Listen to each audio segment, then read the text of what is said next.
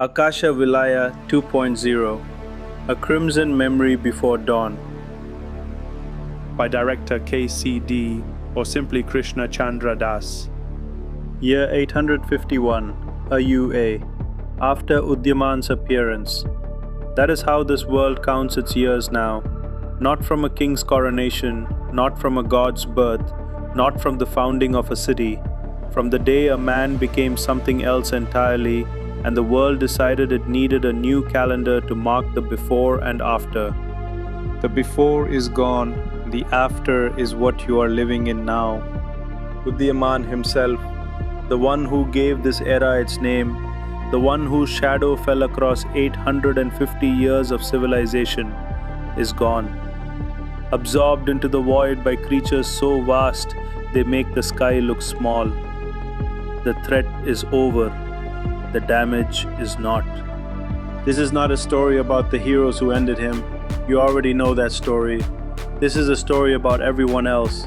The ones still here, the ones figuring out what morning looks like when the thing you were afraid of is finally genuinely gone, and the world keeps being dangerous anyway. This is year 851 AUA, and somewhere on the wrong continent, a man just landed face first in someone's lunch. Part 1. The town that wouldn't die. There is a town at the edge of the mapped world called Kṛtāntapura, which means in the old tongue, the town that outlived its ending. The people who named it thought that was optimistic. That was before the fourth dimensional creature showed up. It had been circling the perimeter wall for 3 days, not attacking, not retreating, just circling. Moving in angles that made your eyes water if you watched too long. Geometry that had no business existing in 3 dimensions, quietly insisting that it did. The settlers watched it from the walls in rotating shifts because nobody could stomach watching it alone for more than 20 minutes without their depth perception staging a quiet revolt. A child tugged on an elder's sleeve and asked how long until it attacked. The elder said nothing. Below them, a food vendor was still open for business. Because what else do you do? The soup was good. It had always been good. The creature circling outside had not changed that. The vendor had decided, quite firmly, that it was not going to. On the perimeter wall, an old woman sat with a bowl in her lap, watching the creature pass below her like a slow eclipse.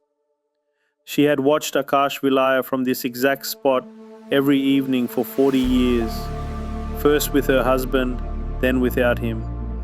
The void above had not changed. She had not changed. The soup was getting cold. She ate it anyway. Inside the walls, a man named Dhṛṣṭamana was holding everything together. Dhṛṣṭamana, which means he who stands bold despite trembling. His parents had named him prophetically, and he resented them for it every single day. He was not a commander, he was not a mage, he was not technically qualified to be in charge of anything more complex than a mining rotation.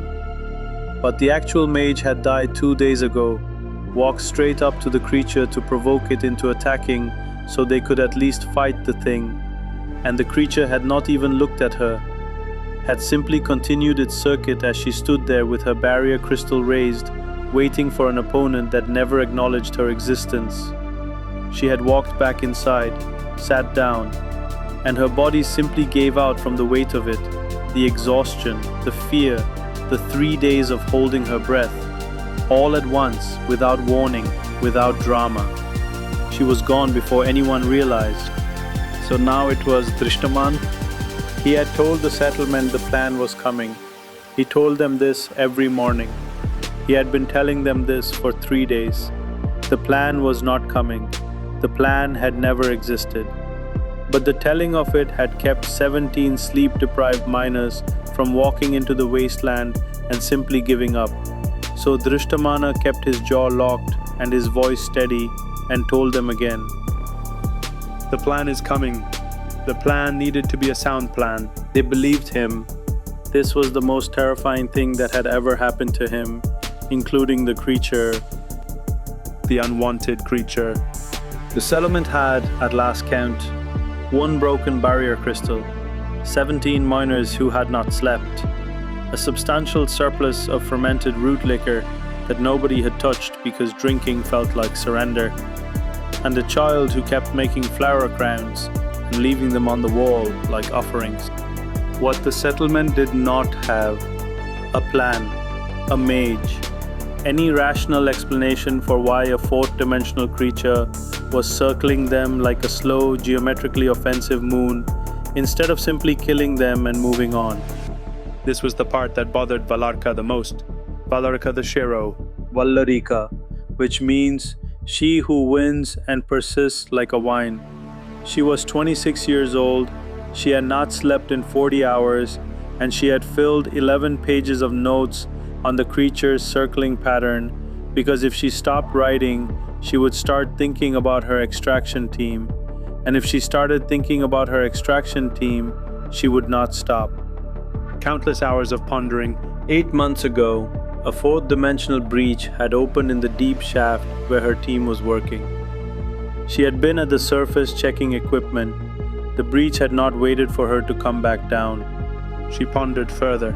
She wrote, she watched, she noted the angles, she noted the intervals, she noted that the creature had hesitated just once, barely perceptibly, when Dhṛṣṭamana had accidentally dropped a mining pick from the wall and it had clattered against the stone in a specific frequency.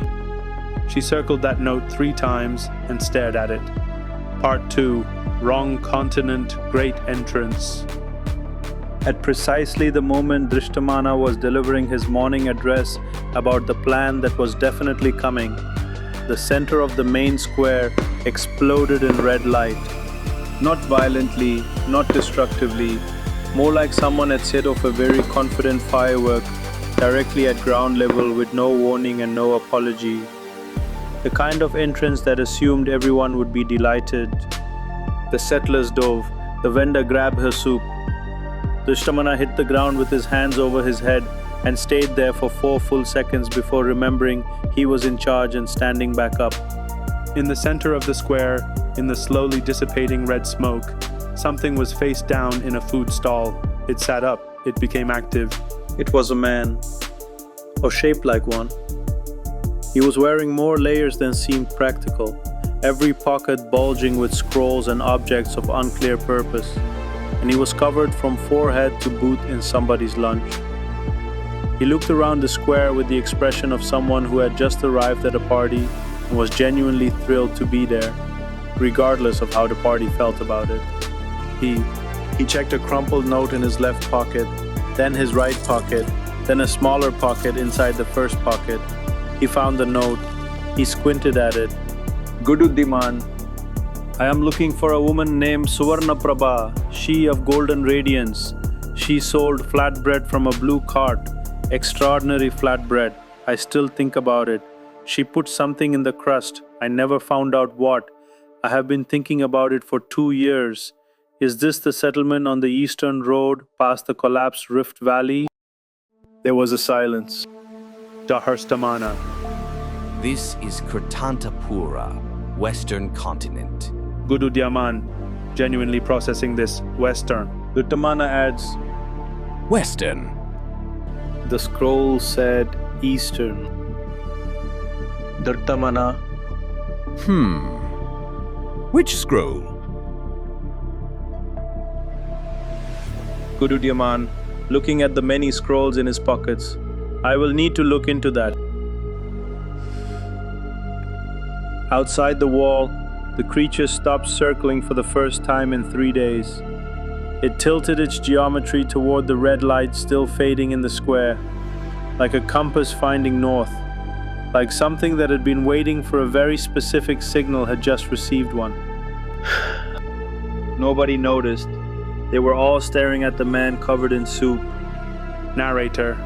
Dhṛṣṭamana noticed the man's hands first, specifically the faint red luminescence at his fingertips that he was doing absolutely nothing to conceal. Then he noticed the way the red smoke hadn't fully dissipated. It was orbiting him slowly, lazily, like it had nowhere else to be. Dhṛṣṭamana had never met a red magus. Nobody in Kṛtāntapura had. But he had heard the stories. Everyone had heard the stories. The chaotic one, the one who appeared during the final years of Udyāmān's reign and somehow helped without meaning to, the one who vanished without warning, the one who was, depending on who you asked, either a divine instrument or a magnificent disaster wearing a person's face.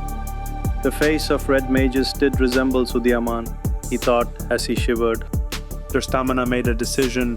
He made it in approximately 1 second, and he committed to it with his entire body. There was a change in the atmosphere. Dhṛṣṭamana, turning to the settlement, arms wide. Ah, the prophesied Red Savior has arrived at Kṛtāntapura as foretold. He declared. There had been no foretelling. Dhṛṣṭamana had invented this on the spot. He delivered it with such absolute conviction that 3 miners began to cry immediately. They also cried thrice systematically.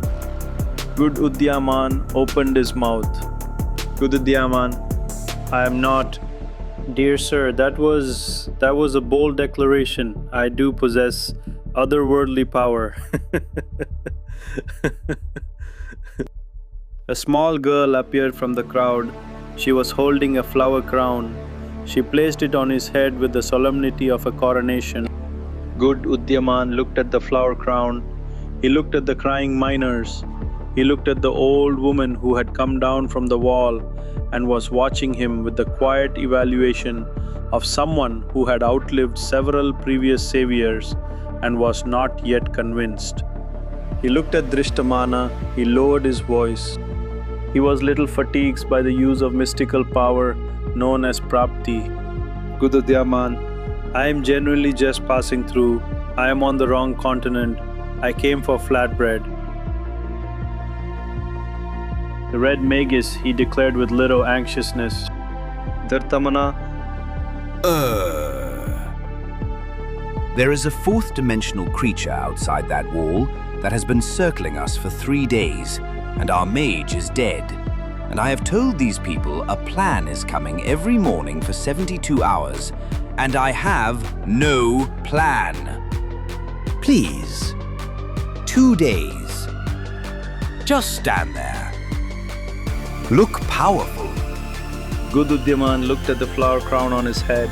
He looked at the child who had placed it there, who was now looking up at him with the kind of absolute faith that is either the most beautiful thing in the world or the most terrifying, depending on whether you deserve it. He casted a spell. The ground was filled with gold coins, with condition, limited to 1 per person.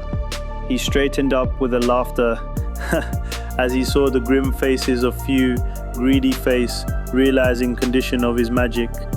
There was another wave of clapping as he declared, free of charge, as a great showman performing showmanship.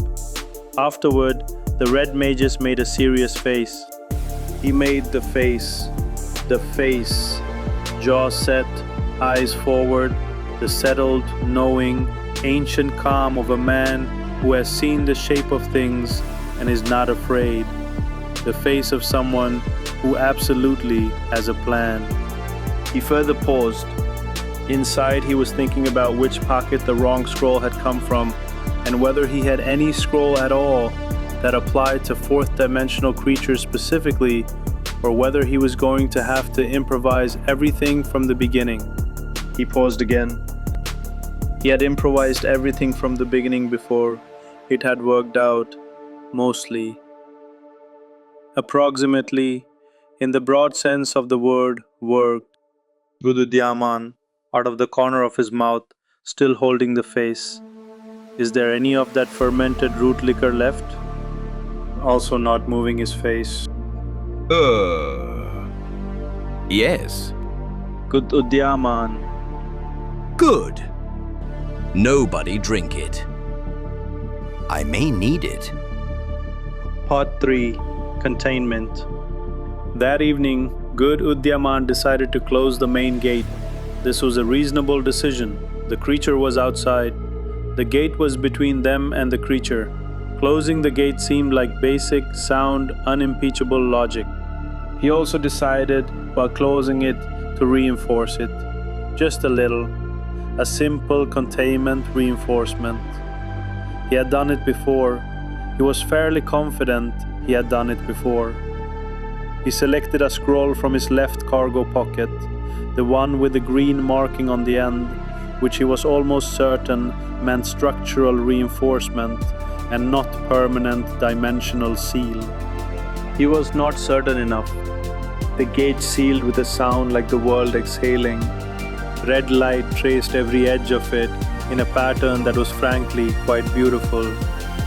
The settlers watched it happen with the awe of people witnessing genuine magic.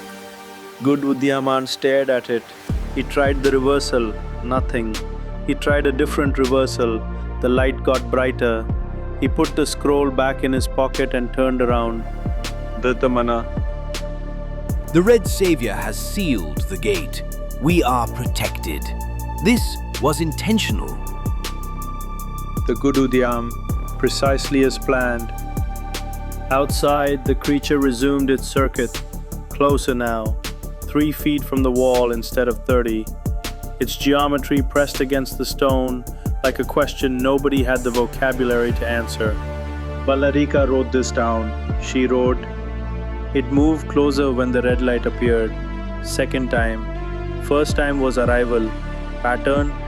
She underlined pattern twice. She looked up from her notes at the red magus, who was now going through every pocket simultaneously with the focused urgency of a man who had absolutely not meant to trap everyone inside.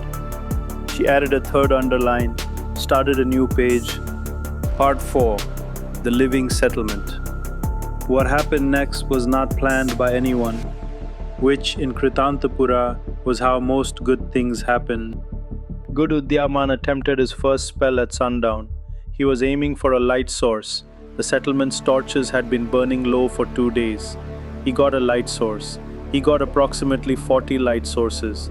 Every reflective surface in the square lit up simultaneously, including the soup vendor's ladles, a miner's bald head, and the eyes of a small confused creature that had apparently wandered in 3 days ago through a gap in the southern wall and had been living under a storage cart ever since.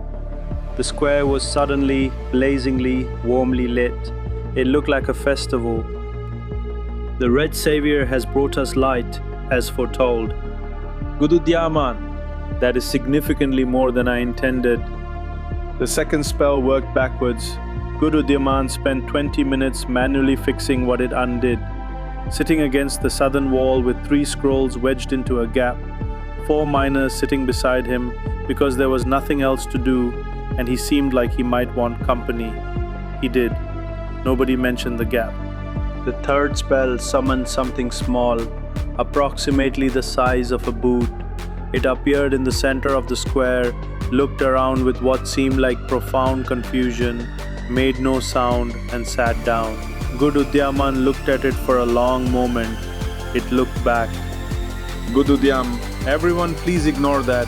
It will sort itself out. It did not sort itself out. It was still there 3 hours later, still sitting, still confused, and the settlement had collectively decided to simply work around it. The child with the flower crowns had named it. Nobody asked what she named it. Some things are better left as mysteries. The fourth spell hit the pile of raw ingredients the soup vendor had been storing behind her cart. Roots, dried minerals, something fibrous and orange that nobody had been able to identify for weeks, and it cooked them. Instantly, completely, perfectly. The smell that came off it was extraordinary. The kind of smell that reaches into the part of the brain that remembers being warm and safe and fed, and activates it without asking permission. The vendor stared at her cart. She stared at the red magus. She began serving. The settlement ate together for the first time in 3 days. Not because anyone organized it, not because anyone announced it, simply because the food was there and it was warm and they were all in the same place. And at some point, the human animal runs out of reasons not to sit down with whoever is nearby. Dhṛṣṭamana sat with his bowl and cried into it quietly and hoped nobody noticed. 4 people noticed. Nobody said anything. One miner refilled his bowl without being asked. Good Udyámān sat cross-legged in the middle of the square, with his flower crown slightly askew, eating with both hands, looking around at all of it with an expression that was not the face, not the performed, composed hero face, but something quieter, something that looked like he was trying to memorize it, like he knew his time here was already counting down, and he wanted to keep this specific moment somewhere it wouldn't get lost. Outside, the creature hesitated in its circuit, the sound of people eating together, laughing quietly, a child dropping a bowl and being caught before it hit the ground. These frequencies apparently confused it. Valarika noticed, she wrote it down. She was sitting 3 feet from Good Udyámān, and she had not touched her food yet. Part 5. Midnight Notes. She approached him at midnight. The square was quiet. Most of the settlement was asleep. Real sleep.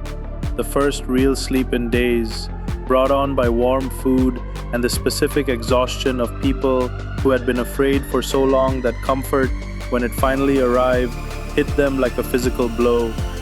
Good Udyámān was sitting on the edge of the food cart, going through scrolls by the light of a small red flame he had produced from his left index finger. He was muttering to himself. Occasionally he would hold a scroll up, read it, shake his head, and put it in a different pocket. Valarika sat down next to him without asking. She put her notes on the cart between them. It is not hunting us. I know. You know. It has not attacked in 3 days. A 4th-dimensional creature with a clear line of sight to 17 exhausted Sans Magi settlers does not wait 3 days unless it is waiting for something specific. It is waiting for a signal. The Good Udyámān. Sans Magi? The flattest possible tone. Forgive me, traveler from another dimension. Settlers deprived of the protection of a mage, which is all of us, which has been all of us for 2 days, which is the problem. Right. Yes.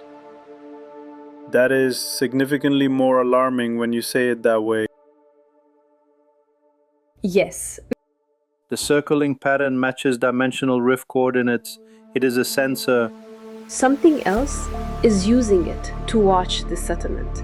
Something has been watching for weeks. Good Udyámān put down the scroll. He looked at her notes. He looked at them carefully, the kind of careful that meant he was actually reading them, actually following the logic, not performing attention but giving it. He was quiet for a long moment.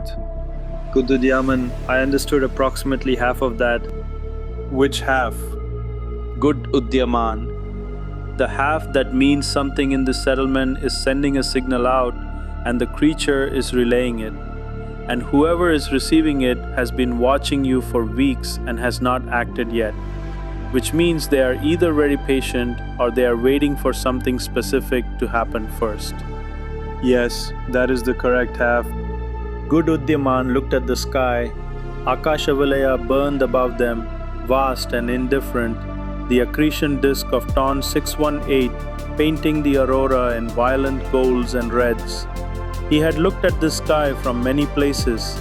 He had looked at it from a dozen settlements across this world during the years when his other self was still moving through it like a slow catastrophe. He had always found it beautiful. He had never entirely understood how the people underneath it managed to find it beautiful too, given everything it represented. But they did. They always did. Good Udyámān, he is gone, you know, my other self. He cannot hurt anyone anymore. I know. Good Udyámān, and yet...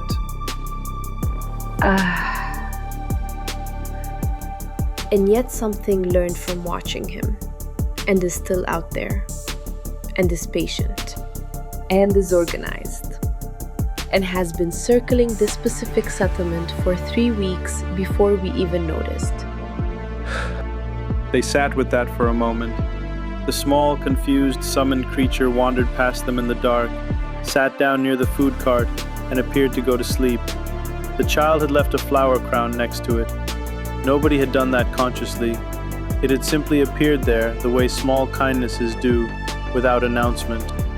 Good Udyámān reached into his pocket and produced the last of the fermented root liquor, Dhṛṣṭamana 2 small cups.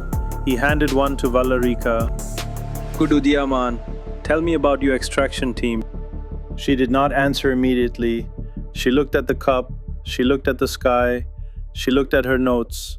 11 pages of careful observation, that was also 11 pages of not thinking about 5 people whose names she still said every morning before she got up, a habit she had never told anyone about. She told him. He listened, completely, without performing listening, without the nods and the ums of someone waiting for their turn to speak. He just listened, the way someone listens when they understand that the story being told is being told for the first time, and the telling of it is the point. When she finished, he said, Good Udyámān, they sound like people worth remembering. They were. The timer pulsed, just once. A deep red flicker at the edges of Good Udyámān's vision, there and gone in half a second, like a heartbeat that belonged to a different clock. He did not mention it. He looked at his cup instead. He looked at the sky. He looked at the settlement sleeping around them, these people he had not meant to find, in a town he had not meant to land in, on the wrong continent entirely. He refilled the cup without asking. Part 6. The signal comes. It happened just before dawn, the way bad things often do, in that specific hour when the body is at its lowest, when the guards are tired and the mind is soft, and the dark has been going on long enough that people have started to believe just slightly that it might go on forever. A sound, not from outside, from inside. A low subsonic pulse, felt in the teeth before it was heard in the ears. Valarika was on her feet before she was fully awake, notes in hand, already scanning the square. Good Udyámān was already standing. His hands were lit, not performing, genuinely lit. The red light coming up from somewhere deeper than his palms, the kind of luminescence that happens when a red mage stops choosing to glow and simply does. Find the source. Inside, someone is transmitting. They found him in 4 minutes. Mendemiz, a settler who had arrived 3 weeks ago. Mendemiz, quiet. Mendemiz, unremarkable. Mendemiz, the kind of person a settlement absorbs without asking too many questions, because settlements always need one more pair of hands, and the times are strange and people move around now. He was crouched near the southern wall. The device was in his boot. It was small, dense, humming with a frequency that matched. Valarika checked her notes in the dark, found the page, confirmed exactly the dimensional rift coordinates she had been mapping all week. He looked up at them. He looked at Good Udyámān's lit hands. He looked at Valarika's face. He activated it. The creature outside received the signal, and it moved. Not around the wall, through it. Its geometry simply disagreed with the stone. Pressed through it the way light moves through water. Not breaking it, not destroying it, just occupying the same space by existing in more dimensions than the wall knew how to account for. It was enormous up close, the kind of enormous that reorganizes your understanding of scale, the kind of enormous that makes every other large thing you have ever seen retroactively feel like furniture. Its surface, if surface was even the right word, moved in ways that the eye tracked but the brain refused to process, angles folding into angles, depth going directions that directions were not supposed to go. Several settlers froze, not from cowardice, from the simple neurological impossibility of deciding what to do when the thing in front of you is operating on rules that your entire evolutionary history never prepared you for. Dhṛṣṭamana did not freeze. Dhṛṣṭamana grabbed a mining pick. Dhṛṣṭamana charged the fourth dimensional creature, screaming something that was not words in any language, but communicated its meaning very clearly regardless. The creature did not acknowledge him. The pick connected with its surface, and the vibration traveled back up the handle and into Dhṛṣṭamana's arms, and he kept hitting it anyway because he was Dhṛṣṭamana, and this was what Dhṛṣṭamana did. Part 7. Every pocket. Good Udyámān ran. Full commitment. Hero run. The kind of run that announces itself, that says, I am coming, and things are about to change with every footfall. Cargo pockets bouncing, flower crown still on his head, slightly more askew now, one flower detaching and floating away behind him. A scroll launched out of his right pocket from the momentum. He caught it, mid-stride, without looking. The way you catch something you didn't know you were going to need to catch until it was already in your hand. He held it up. The settlers who were not frozen went very still. The ones who were frozen unfroze, because there is something about a person running toward an impossible thing, holding something aloft, that bypasses the rational brain entirely and goes straight to the part that has been waiting its whole life to believe in something. A woman near the back of the crowd whispered it first. Then others picked it up, the way fire picks up dry wood. One voice, then two, then 10. Settler voices. That is the scroll that will save us, O great Avataram. He has the scroll, the red savior. Good Udyámān made the face, jaw locked, eyes forward, ancient, settled, knowing calm. He held the scroll with both hands now, upright, presented. He glanced down at it. It was a laundry list, specifically 4 sets of inner wrappings, 2 outer cloaks, 1 pair of boots requiring resoling, a note to himself about a stain he had been meaning to address for several months, and a small diagram of what appeared to be a sandwich he had wanted to recreate at some point. The creature was 6 feet away. Its geometry pressed the air in front of it into shapes. Dhṛṣṭamān was still hitting it with the pick. It still did not care. Good Udyámān did not move. He did not break the face. He slowly, with great dignity, put the laundry list back in his pocket. He looked at all his other pockets. He reached into all of them simultaneously, both hands working independently, pulling scrolls, checking them, replacing them, with the focused, private urgency of a man doing something extremely important that he would prefer nobody watched. Valarika appeared at his left elbow, looking at the creature. Tell me you have something. Good Udyámān, also flat, also quiet, still checking pockets. I have many things. I am currently attempting to identify which of these many things applies to this specific situation. How long will that take? Good Udyámān, I genuinely do not know. I reorganized my pockets last month and I have not fully adapted to the new system. Part 8. The dark before. 3 seconds. Good Udyámān looked at Valarika. She looked at him. Not with the desperate faith of the settlers behind them, not with the projected certainty of people who needed him to be something he was not sure he was. Just looked at him, directly, with the clear-eyed, exhausted, practical regard of someone who had already lost everything once and had decided that the thing to do after that was to keep her eyes open. He pulled out every scroll simultaneously, held them in a fan spread like a hand of cards. 23 scrolls. He squinted at them. He was looking for something. Not reading them, not analyzing them, but looking for something underneath the reading and the analyzing. The way you look for a word you know, but cannot find until you stop trying to find it. He picked one, the 12th from the left. He had no logical reason for this. It simply felt like the one.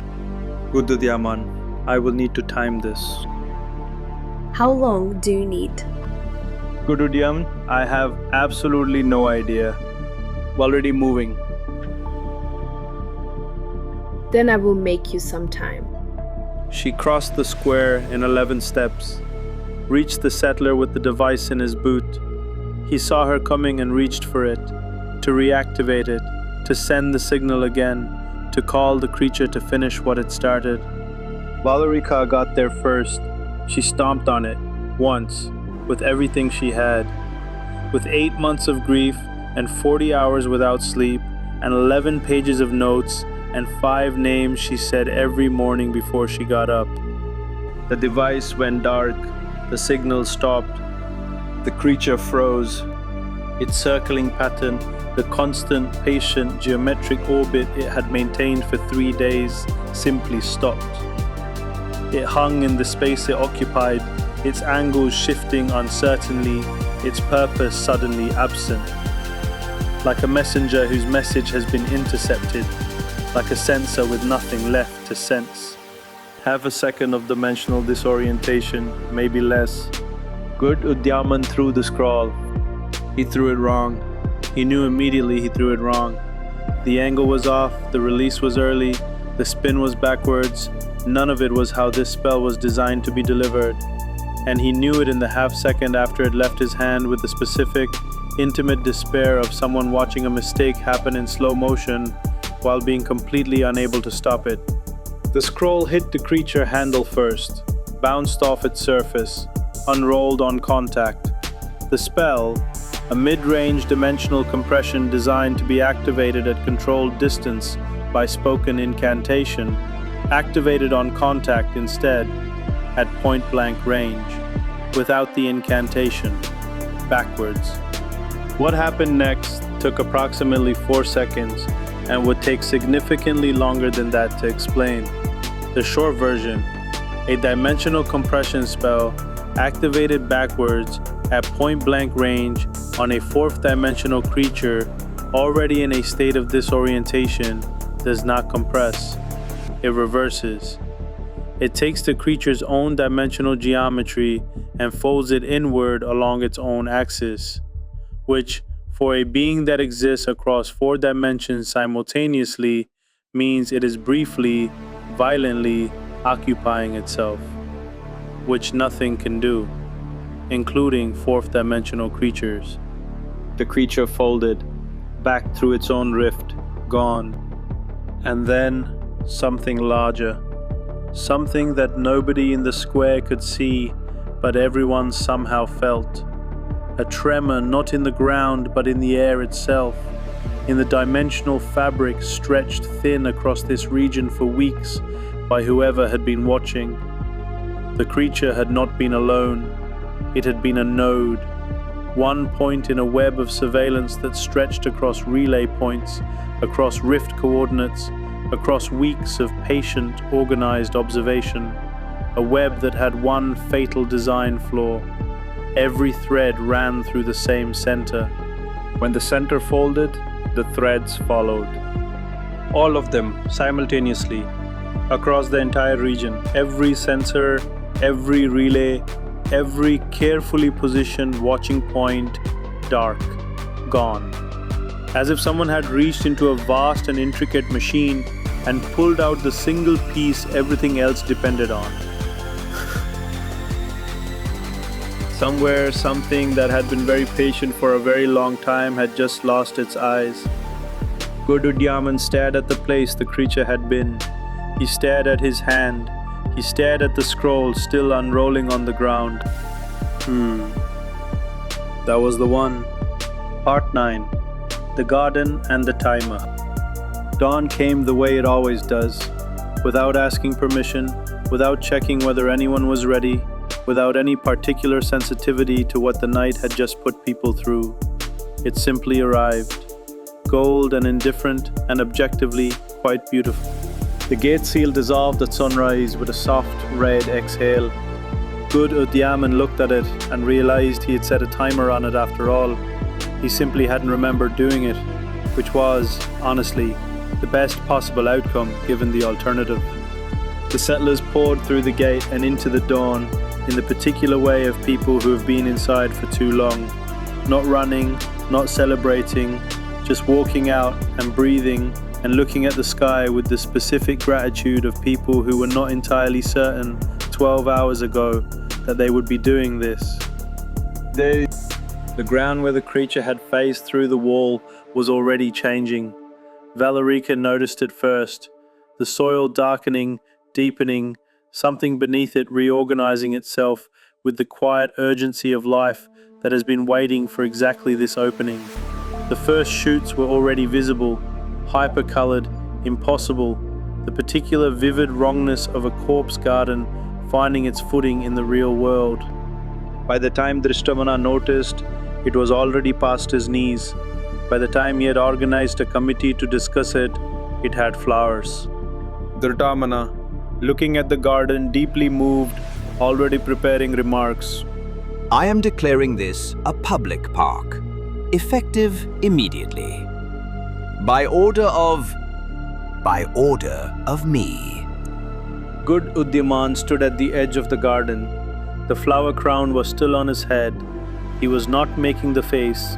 He was not making any face in particular, just standing there, watching something terrible become something alive, the way only this world knows how to do it. Valerica stood beside him. She had her notes. She looked at them for a moment, 11 pages, the whole careful architecture of her fear and her grief and her refusal to stop paying attention, and she tore them once, horizontally, cleanly, not in defeat, in completion, the way you put something down when you are done carrying it and not before. She kept the pieces, some things you put down without throwing away. They ate breakfast in the square. The soup vendor had been up since before the gate opened.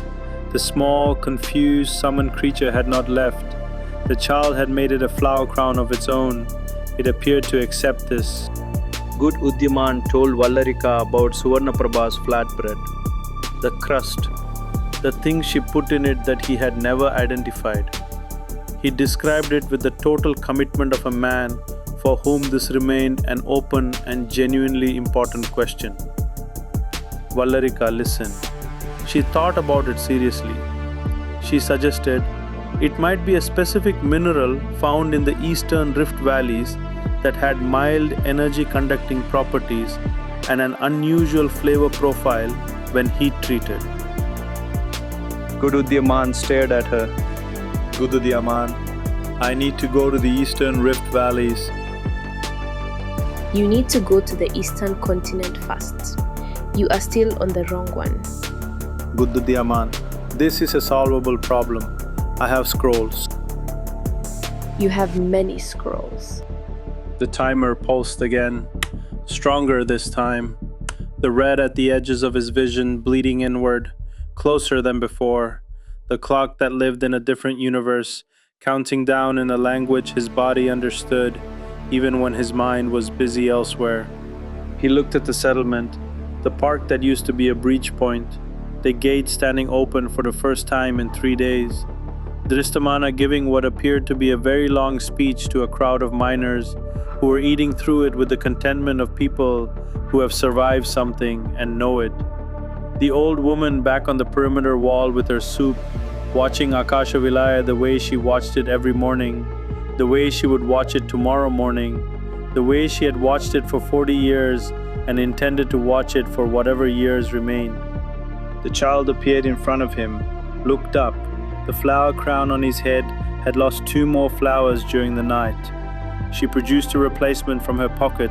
She had apparently been carrying spares, and reached up and adjusted it with the focused precision of someone performing an essential repair. Good Udyámān looked down at her. He crouched to her level. Good Udyámān, what is your name? She replied, Madhurika. meaning she who carries sweetness of honey. Good Udyámān, Madhurika. This was a very good town to visit, even accidentally. Especially accidentally. I hope I come back to the right one someday. Madhurika. We will leave the gate open for you. The timer ran out mid-sentence. He was saying something to Valerica. She would never know what. She would think about it occasionally for years, the sentence that started and never finished, the way some of the most important things have a habit of doing. The red light came up fast, faster than he'd expected, the way it always came faster than expected regardless of how long he'd had. flower crown fell, exactly where he had been standing. The red dissipated. The square smelled, briefly, of something warm and specific that nobody could identify. Not unpleasant, simply a smell that had no business existing, and then, after a few moments, quietly stopped. Madhurika picked up the flower crown. She looked at it for a moment. She put it on. The settlement continued. The soup vendor served the morning rush. Dhṛṣṭamana finished his speech and immediately began planning the next one. The corpse garden grew 3 inches between breakfast and mid-morning.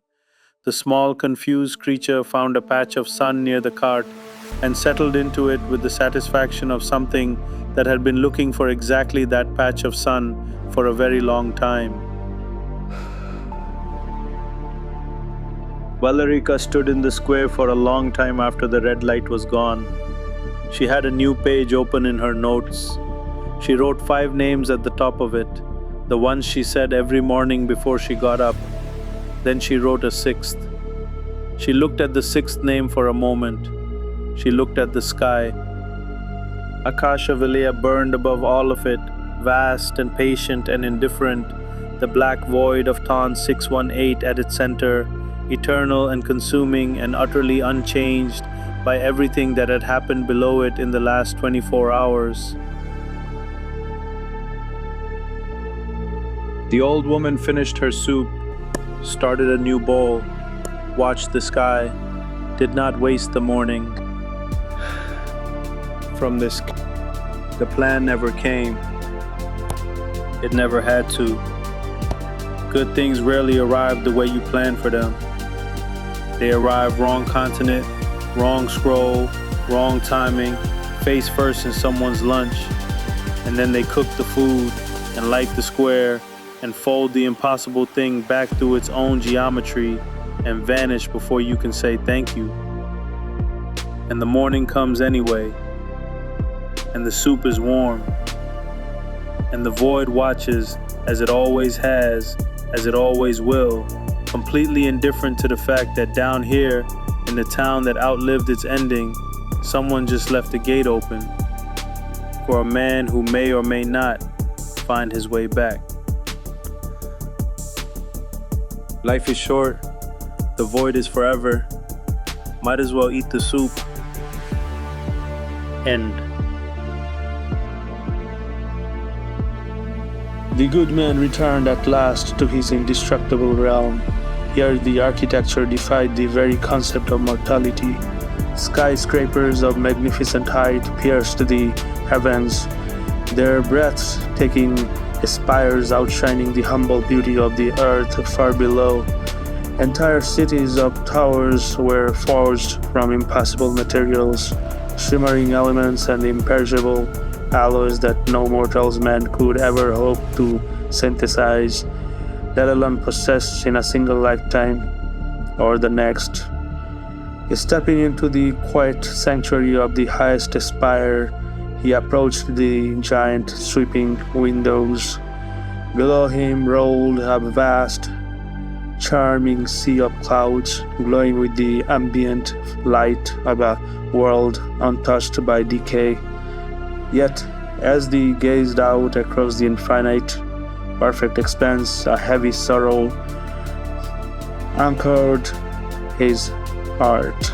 Surrounded by the absolute pinnacle of eternal achievement, his shoulder fell in a realm where he had conquered time and architecture alike. He stood alone, silently lamenting the one quiet desire that had forever slipped beyond his grasp.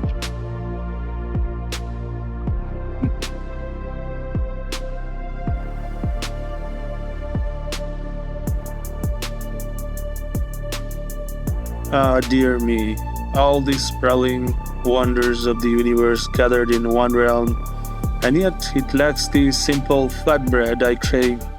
I suppose time guards its coasts fiercely, forbidding us from tasting the past twice.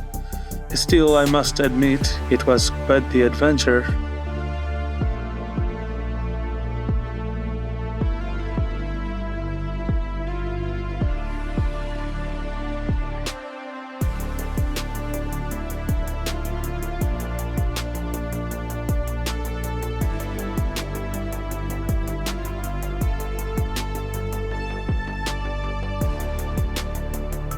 Ah, dear me, all these sprawling wonders of the universe gathered in one realm, and yet it lacks the simple flatbread I crave.